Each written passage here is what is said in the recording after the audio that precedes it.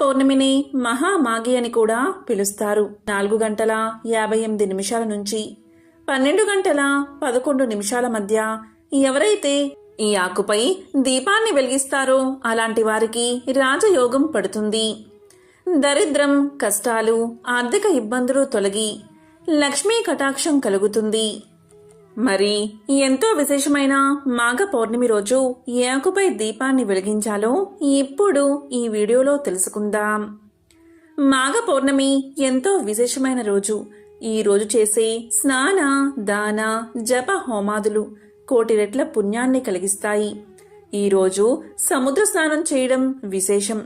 ఈ మాఘమాసమంతా స్నానాది కార్యక్రమాలు ఆచరించని వారు ఈ ఒక్క పౌర్ణమి రోజైనా సరే నియమంగా స్నానాన్ని ఆచరిస్తే వారికి నెల రోజులు మాఘస్నానం చేసిన పుణ్యం కలుగుతుంది. కాబట్టి ఈరోజు ప్రతి ఒక్కరూ మాఘస్నానాన్ని ఆచరించాలి. అదేవిధంగా మాఘ పురాణాన్ని వినాలి.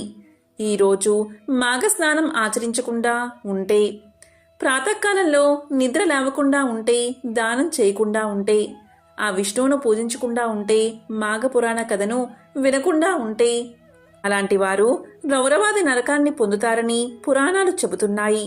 కాబట్టి ఎటువంటి పరిస్థితుల్లో అయినా సరే సూర్యోదయానికి ముందే నిద్రలేవాలి. ఈ నియమాలను పాటించకపోతే పిశాచ జన్మలు ఎత్తుతారని పురాణాలు చెబుతున్నాయి.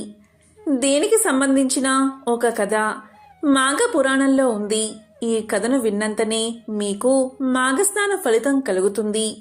మరి ఆ కథ ఏంటో ఇప్పుడు తెలుసుకుందాం. పూర్వం ఆనంద శర్మ అని విప్రుడు గంగా తీరంలో నివసిస్తూ ఉండేవాడు. ఆయన వేదాంగ విశారదుడు, యజ్ఞాలు చేసిన సోమయాజి, నిష్ఠా గరిష్ఠుడు. అతనికి ఎన్ని ఉన్నా సంతాన భాగ్యం కలగలేదు. అతను ఒక రోజున భార్యతో, మనకిన్ని సంపదలు ఉన్నాయి, కాని గుణవంతుడైన కుమారుడు కలగాలన్న మన కోరిక మాత్రం నెరవేరనే లేదు. పిల్లలు లేని ఇల్లు కాయలు కాయని చెట్టులా శోభావిహీనంగా ఉంది. మనం పూర్వజన్మలో ఎవరికీ ఏమీ దానం చెయ్యలేదేమో. పుణ్యం కొద్దీ పురుషుడు, దానం కొద్దీ బిడ్డలు అంటారు. అయినా మించిపోయిందేదీ లేదు. నేను వెళ్లి ఆ లక్ష్మీనారాయణ స్వామి గురించి తపస్సు చేసి ఒక మంచి కుమారుణ్ణి ప్రసాదించమని కోరతాను అని ఒక ప్రశాంతమైన చోట కూర్చుని అష్టాక్షరి మంత్ర జపంతో తపస్సు ప్రారంభించాడు. కొంతకాలం తపస్సు చేయగా వాసుదేవునికి అనుగ్రహం కలిగింది. శంఖ చక్రాలతో, పీతాంబరంతో, గుండెల మీద వినోదించే శ్రీలక్ష్మితో గరుడ వాహనమెక్కి ఆయన ఆనంద శర్మకు ప్రత్యక్షమయ్యాడు. శర్మ ఏకాగ్రతలో ఉండడం చేత గోవిందుడు ప్రత్యక్షమైన సంగతి కూడా గమనించలేకపోయాడు. దేవుడు అతని ఏకాగ్ర దీక్షకు ఇంకా సంతోషించి అతన్ని పిలిచాడు. ఆనంద శర్మ అమృతోపానమైన ఆ పిలుపు విని కన్నులు తెరిచి తన ఇష్ట దైవమైన శ్రీకాంతుడు తన ఎదురుగా కనిపించగా బ్రహ్మానందపడి మహాపండితుడు కాబట్టి ఆసువుగా భక్తి పారవస్యంతో ఒక స్తోత్రాన్ని పఠించి ఆయన్ని ఇలా స్తుతించాడు. నమస్తే దేవదేవేశ, నమస్తే భక్తవత్సల, నమస్తే కరుణాసింధో, నమస్తే అనంత విక్రమ, గోవిందాయ సురేశాయ, అచ్యుతాయ వ్యాయచ, కృష్ణాయ వాసుదేవాయ, సర్వాధ్యక్షాయ సాక్షిని, లోకస్థాయ హృదిస్థాయ, అక్షరాత్మనే నమః, అనంతాయ దిబీజాయ, ఆద్యాయ అఖిల రూపిణి. ఇలా స్తోత్రం చేస్తున్న ఆ బ్రాహ్మణుణ్ణి చూసి వాసుదేవుడు ప్రసన్నుడై ఇలా పలికాడు. బ్రాహ్మణోత్తమా, నీకేం వరం కావాలో అడుగు అనగా శర్మ ఇలా పలికాడు. దేవదేవా, నాకు నీ పాద పద్మాల మీద అచంచలమైన భక్తిని అనుగ్రహించు. అంతేకాదు సద్గతికి కారణమైన పుత్ర సంతానాన్ని ప్రసాదించు, జ్ఞాన వైరాగ్యాల్ని, ముక్తిని ప్రసాదించు అని వరుసగా తన మనసులోని కోరికలన్నీ ఆయనకు చెప్పేశాడు. శ్రీహరి, నీవు కోరిన వరాలు ఇస్తున్నాను. నీవు ఆసువుగా చెప్పిన ఈ స్తోత్రంతో నన్నెవరు స్తుతించినా వారికి కూడా ప్రసన్నుడై వరాలు ఇస్తాను అంటూ అంతర్ధానమైపోయాడు. దీంతో ఆనందశర్మ ఇంటికి వచ్చాడు. కొన్నాళ్లకు ఆనందశర్మ భార్య గర్భవతి అయి 12 కొడుకును కన్నది. ఆ పిల్లవాని ఆటపాటలతో, ముద్దు మురిపాలతో ఆనందంగా కాలం గడిచిపోతుంది. ఒకనాడు నారద మహర్షి వీరింటికి అతిథిగా వచ్చి బాలుని చూసి ఇలా పలికాడు. ఇతనికి 12 ఆయుష్, జాగ్రత్తగా చూసుకోండి అని చెప్పి వెళ్లిపోయాడు. దీంతో ఆనందశర్మ దంపతులిద్దరూ విచార సాగరంలో మునిగిపోయారు. భగవానుడు పుత్రుణ్ణి ప్రసాదిస్తూ అల్పాయుష్కుణ్ణి ఇచ్చాడేమిటి అని విచారించారు. దీంతో పండితుడైన ఆనందశర్మ భార్యను ఓదారుస్తూ ఇలా పలికాడు: ఎందుకు విచారిస్తావు? జాతస్య హ్రీ ధ్రువో మృత్యుః అని పుట్టిన వారికి చావు తప్పదు. ఈ సృష్టిలో పుట్టినదేదీ శాశ్వతంగా ఉండదు. యదృశ్యం తన్నస్యం. ఇప్పుడు కనిపిస్తున్నంతా ఎప్పుడో ఒకప్పుడు నశించవలసినదే. అయితే కొన్ని వస్తువులు ముందు, కొన్ని వస్తువులు తర్వాత నశించడం సహజం. లోకాలన్నీ కూడా శాశ్వతంగా ఉండవు. బ్రహ్మగారు నిద్రపోతే ఆయన సృష్టించిన ఈ లోకాలన్నీ నశించవలసిందే. విచారించినంత మాత్రాన నశించేది నశించక మానదు. ప్రతి జీవి కూడా తాను పూర్వం చేసిన కర్మ ప్రకారమే పుడుతూ ఉంటుంది, పెరుగుతూ ఉంటుంది. కర్మ పరిపక్వం కాగానే నశిస్తూ ఉంటుంది. నాటక రంగం మీదకి పాత్రధారులు వస్తూ ఉంటారు. తమ పాత్రను నటించి అయిపోగానే రంగం మీద నుంచి నిష్క్రమిస్తారు. శాశ్వతుడైనవాడు ఆ పరమాత్ముడు ఒక్కడే. ఆయనకే జనన మరణాది వికారాలు ఏమీ ఉండవు.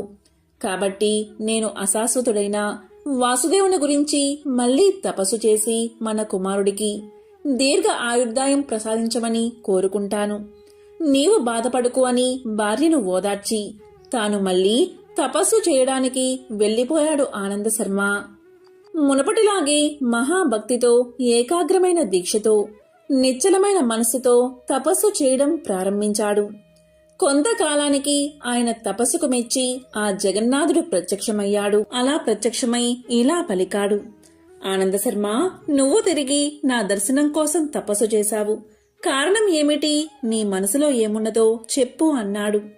ఆనందశర్మ తనకు ప్రత్యక్షమైన శ్రీ లక్ష్మీనారాయణ్ణి చూసి ఆనంద పారవస్యంతో సాష్టాంగ నమస్కారం చేసి, స్వామి, మహానుభావా, నాకు కుమారుడు కలుగుతాడని వరాన్ని ఇచ్చావు. కలిగాడు, చాలా సంతోషం. కాని అటువంటి అల్ప ఆయుర్దాయం కలవాన్ని ఎందుకు ఇచ్చావు? అతను 12 సంవత్సరాలు మాత్రమే జీవిస్తాడని నారదుల వారు చెప్పి వెళ్లిపోయారు.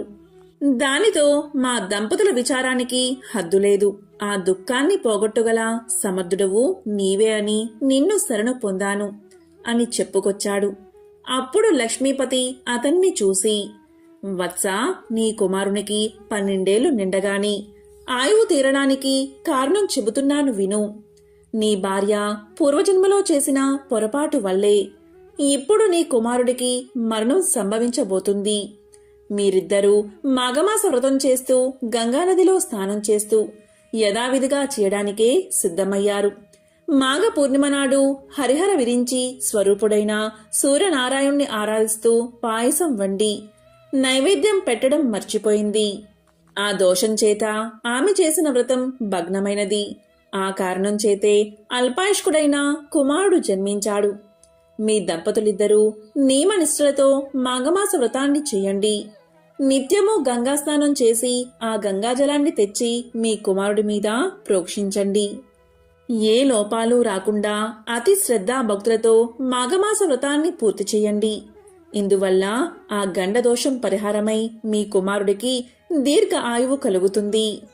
మాఘవ్రతం సర్వపాపహరం. దీని మహిమను బ్రహ్మ, శివుడు, లక్ష్మి, పార్వతి, సరస్వతి, ఇంద్రుడు, నేను, నారదుడు, వశిష్ఠుడు మాత్రమే ఎరుగుదుము.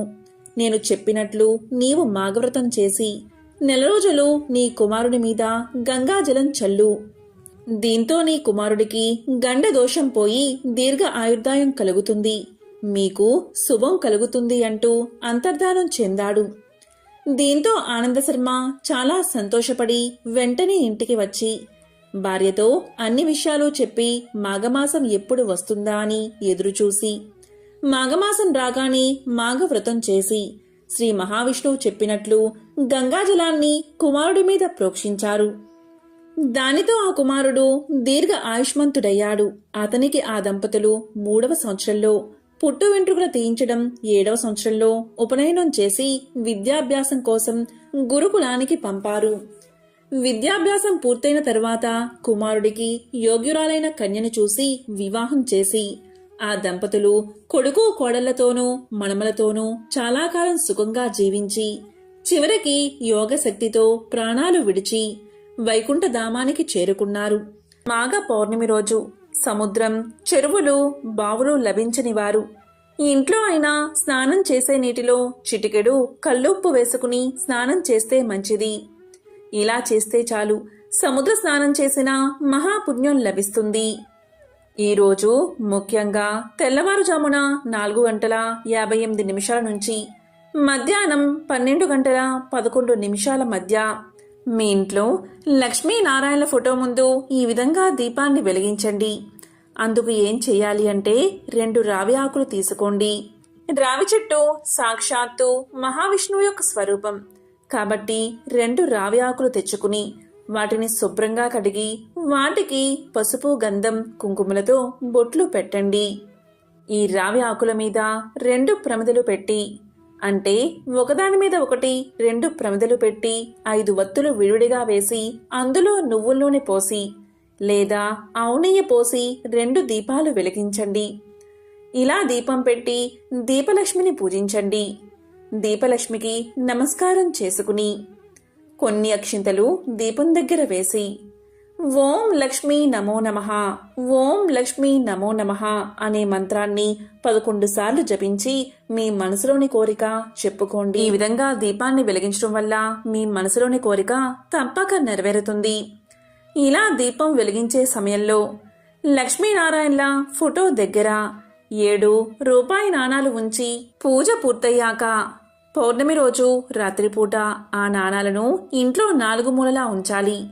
అలా ఉంచి మా ఇంట్లో స్థిరంగా నివాసముండు తల్లి అని లక్ష్మీదేవికి నమస్కారం చేస్తే అమ్మ ఇంట్లో శాశ్వతంగా నెలకొంటుంది. అంతటి విశేషమైనది మాఘ పౌర్ణమి. మాఘ పౌర్ణమి అంటే అమ్మవారికి చాలా ఇష్టం. శూన్యతిథులైన పౌర్ణమి, అమావాస్యలు అమ్మవారికి ఎంతో ప్రీతికరమైనవి. అందులో ఈ మాఘ పౌర్ణమి శనివారం రోజు వచ్చింది. అందువల్ల ఈరోజు లక్ష్మీనారాయణలు ఆరాధిస్తే వారి ఆశీస్సులు తప్పకుండా ఉంటాయి. మరి ఎంతో విశేషమైన ఈరోజు గోవుకు ఏం తినిపిస్తే ఎటువంటి ఫలితం కలుగుతుందో ఇప్పుడు తెలుసుకుందాం. ఈరోజు గోవుకు గడ్డి తినిపిస్తే వారి ఒంట్లో ఉన్న దరిద్రం మొత్తం తొలగిపోతుంది. నరదృష్టి, నరపీడ తొలగిపోతాయి. సకల శుభాలు కలుగుతాయి. ఇక ఈరోజు నానబెట్టిన ఉలవలు తినిపిస్తే వృత్తియందు నిలకడ కలుగుతుంది. ఈరోజు నానబెట్టిన బొబ్బర్లు తినిపిస్తే ధనాభివృద్ధి, అష్టైశ్వర్యాలు కలుగుతాయి. ఈరోజు తోటకూర, బెల్లం కలిపి తినిపిస్తే దరిద్రం పారిపోతుంది. ఈరోజు నానబెట్టిన కందులు తినిపిస్తే కోపం తగ్గుతుంది. ఈరోజు గోవుకు క్యారెట్ తినిపిస్తే వ్యాపార అభివృద్ధి కలుగుతుంది. ఈరోజు గోవుకు బంగాళాదుంపలు తినిపిస్తే నరఘోష నివారణ అవుతుంది. అలాగే టమోటాలు తినిపిస్తే వివాహ ప్రాప్తి కలుగుతుంది. గోవుకు ఈరోజు అరటిపళ్ళు తినిపిస్తే ఉన్నత పదవి, ఉద్యోగం లభిస్తాయి. ఈరోజు గోవుకు నానబెట్టిన మినప్పప్పు తినిపిస్తే ఆరోగ్య ప్రాప్తి కలుగుతుంది. నానబెట్టిన పచ్చి శనగపప్పు తినిపిస్తే కుటుంబంలో కలతలు తొలగిపోతాయి. ఈరోజు గోవుకు దోసకాయలు తినిపిస్తే శత్రు నివారణ జరుగుతుంది. కాబట్టి ఎంతో పవిత్రమైన ఈరోజు గోవుకు ఈ విధంగా తినిపించి అష్ట ఐశ్వర్యాలను, భోగ భాగ్యాలను పొందండి. మాఘ పౌర్ణమి గురించి పురాణాల్లో వివరణ ఇలా ఉంది.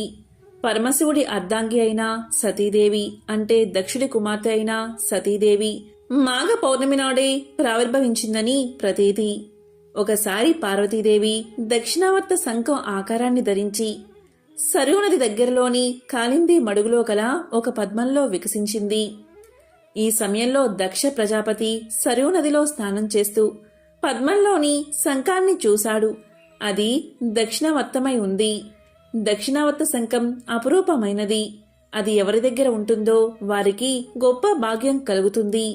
ఈ సంగతి తెలిసినవాడు కావడం చేత దక్షుడు ఆ శంఖాన్ని భద్రపరిచే ఉద్దేశంతో చెయ్యి చాపి అందుకోపోయాడు. అతని చేతి స్పర్శతో ఆ శంఖం చక్కని చిన్నారిగా మారిపోయింది. దీంతో ఆ బాలికను అపురూపంగా గుండెలకు హద్దుకుని తీసుకువెళ్లి భార్యకు అప్పగించాడు దక్షుడు. ఆ దక్ష దంపతులు ఆ బిడ్డను అల్లారు ముద్దుగా పెంచారు. ఆ బిడ్డే సతీదేవి. శంఖం బాలికగా మారిన రోజే మాఘ పౌర్ణమి. అందుచేత ఈ తిథి అత్యంత పవిత్రమైనదిగా ఆవిర్భవించింది. మాఘ పౌర్ణమి చాలా విశేషమైన రోజు. మనకు ఉన్న 12 మాసాలలో ఆషాఢ మాసం, కార్తీక మాసం, మాఘమాసం, వైశాఖ మాసం ఈ 4 మాసాల్లో వచ్చే పౌర్ణములు చాలా విశేషమైనవిగా పురాణాలు చెప్తున్నాయి. ప్రత్యేకించి మాఘమాసంలో వచ్చే పౌర్ణమి సముద్ర స్నానానికి, దానాలకు చాలా విశేషమైనది. మాఘ పౌర్ణమి రోజు వీలైతే మీరంతా సముద్ర స్నానం చేయడానికి ప్రయత్నం చేయండి. ఎందుకంటే సముద్ర స్నానం ఎప్పుడు పడితే అప్పుడు చేయకూడదు. ఒక విశేషమైన తిథుల్లోనే సముద్ర స్నానం చేయాలి. అటువంటి తిథే ఈ మాఘ పౌర్ణమి. దీన్ని మహామాఘి అని పిలుస్తారు. ఈ మాఘ పౌర్ణమి రోజు ఎవరైతే సముద్ర స్నానం చేస్తారో వారి జన్మల పాపాలు తొలగిపోతాయి. మీకు వీలైతే సంగమ స్నానం చేయడానికి ప్రయత్నం చేయండి. నదులు, సముద్రం సంగమించే దగ్గర స్నానం చేయడం చాలా విశేషం. కనీసం నదిలో అయినా స్నానం చెయ్యండి. ఎందుకంటే మాఘ పౌర్ణమి రోజు మీరు నదీ స్నానం కానీ చేస్తే, ప్రయోగలో కుంభమేళాలో స్నానం చేస్తే ఎటువంటి ఫలితం కలుగుతుందో అటువంటి ఫలితమే కలుగుతుంది. లేదా చెరువులో స్నానం చెయ్యండి. అది కూడా వీలు కాకపోతే బావినీటితో స్నానం చెయ్యండి. అది కూడా కుదరకపోతే మీ ఇంట్లోనే బకెట్లో నీటిని నింపి మీ కుడి చేతి బొటన వేలితో 11 సార్లు గోవింద నామాన్ని రాస్తూ, అంటే గోవింద గోవింద అని వేలుతో తిప్పి ఆ నీటితో స్నానం చేయండి. అప్పుడు మీకు మాఘ పౌర్ణమి స్నానం చేసిన ఫలితం దక్కుతుంది. మాఘ పురాణంలో ఇలా వివరణ ఉంది. నదుల్లో గంగానది పవిత్రమైనది. ఎలా అంటే గంగాజలం విష్ణు పాదాల నుంచి పుట్టింది, శివుడు శిరస్సు మీద నుంచి ప్రవహిస్తుంది. అందుకే గంగాజలం సర్వ పాపాలను హరిస్తుంది. ఈ మాఘ పౌర్ణమి రోజు అన్ని జలాలలో గంగానది కొలువై ఉంటుంది. ఈ రోజు గంగాజలంతో స్నానం చేస్తే మహాపాపాలు సైతం హరించుకుపోతాయి. కాబట్టి గంగాజలం అంతటి పవిత్రమైనది. ఈరోజు నదిలో కాని, సెలయేటిలో కాని, చెరువునందు కాని, ఇంట్లో కాని స్నానం చేసే సమయంలో గంగాదేవిని 3 సార్లు స్మరించుకుని, అంటే గంగా గంగా అని 3 సార్లు తలుచుకుని స్నానం చేస్తే అది గంగాజలంతో స్నానం చేసిన పుణ్యాన్ని ప్రసాదిస్తుందని మాఘ పురాణం చెప్తుంది.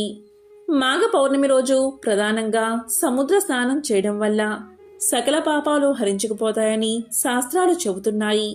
మన శరీరం సముద్రంలోని ఉప్పు నీటిలో సంవత్సరంలో కనీసం 4 సార్లైనా మునగడం వల్ల ఆ ఉప్పదనం మన వెంట్రుకల ద్వారా మన శరీరంలోకి వెళ్లి మాలిన్యాలను, వ్యర్థ లవణాలను తొలగిస్తుందని వైద్య శాస్త్రం చెబుతుంది.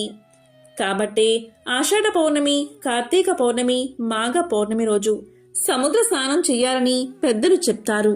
ఇలాంటి సముద్ర స్నానాలు పౌర్ణమి రోజే ఎందుకు చెయ్యాలి అంటే, చంద్రుడి యొక్క 16 కళల శక్తి సముద్రంలో ఈ రోజే నిండి ఉంటుంది.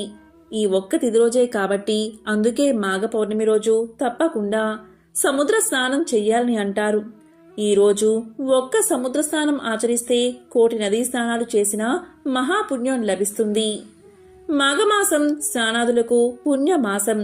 ఈ మాసం మొత్తం స్నానం చేయలేని వారు కనీసం మాఘ పౌర్ణమి రోజు సముద్ర స్నానాన్ని ఆచరిస్తే నెలంతా మాఘమాస స్నానం చేసిన ఫలితం దక్కుతుంది. ఈ రోజు ఇలా చేస్తే మరణానంతరం స్వర్గలోక ప్రాప్తి కలుగుతుందని పురాణ వచనం. కానీ సముద్ర స్నానం అందరికీ అందుబాటులో ఉండకపోవచ్చు. అలాగే చాలామంది సముద్ర స్నానానికి వెళ్ళలేరు. అలాంటి వారు ఇంట్లో ఈ చిన్న పని చేస్తే సముద్ర స్నానం చేసిన మహాపుణ్యం దక్కుతుంది. మీరు ఈరోజు ఈ ఇంట్లో స్నానం చేసే సమయంలో బకెట్లో చిటికెడు, అంటే సముద్రపు ఉప్పు వేసుకుని స్నానం చేస్తే మీరు సముద్ర స్నానం చేసిన మహాపుణ్యాన్ని పొందుతారు. కాబట్టి ఈరోజు సముద్రం దగ్గరకు వెళ్లి స్నానం చేయలేని వారు ఇంట్లో చిటికెడు కల్లుప్పుకును స్నానం చేసే నీటిలో వేసుకుని స్నానం చేయండి. ఇలా స్నానం చేయడం వల్ల జన్మల పాపాలు తొలగిపోతాయి. నరదృష్టి, నరపీడ తొలగిపోతుంది. మీ శరీరానికి నూతన శక్తి వస్తుంది. మానసిక రోగాలు తొలగిపోతాయి. శరీరం లోపలి వ్యాధులు మటుమాయం అవుతాయి. దేనైనా సాధించే శక్తి వస్తుంది. అష్టైశ్వర్యాలు, భోగ భాగ్యాలు కలుగుతాయి. ఇక ఈ రోజు స్నానంతో పాటు దానం, జపం చేయడం వల్ల జన్మల పాపాలు తొలగిపోతాయి. మాఘమాసం అంటే లక్ష్మీదేవికి మహావిష్ణువుకు ప్రీతికరమైన మాసం. అదేవిధంగా ప్రత్యక్ష నారాయణుడైన శ్రీ సూర్యనారాయణమూర్తికి ఎంతో ప్రీతికరమైన మాసం. ఈ రోజు లక్ష్మీనారాయణను ఆరాధిస్తే చాలా మంచిది. ఈ రోజు నువ్వులతో చేసిన పదార్థాలు ఖచ్చితంగా తినాలి. ఇలా తింటే మీ ఒంటికి తెలియని దివ్యశక్తి వస్తుంది. చంద్రుడు అత్యంత వెలుగుతో తన 16 కళ్ళతో ప్రకాశిస్తున్న సమయంలో మీరు నువ్వులతో చేసిన పదార్థాలు తినడం వల్ల ఆ శక్తిని మీ శరీరం గ్రహించి ఆరోగ్యంగా జీవిస్తారని ఒక నమ్మకం. అందుకే మాఘ పౌర్ణమి రోజు నువ్వులతో చేసిన పదార్థాలు లేదా నువ్వులు తినాలి. ఈ రోజు శివారాధన చేయడం వల్ల ఎంతో పుణ్యం కలుగుతుంది. కాబట్టి మాఘ పౌర్ణమి రోజు ఇటువంటి విధి విధానాలు పాటించి సకల శుభాలను పొందండి. ఓం నమః శివాయ. ఓం నమో నారాయణాయ. ఓం శ్రీ మాత్రే నమః.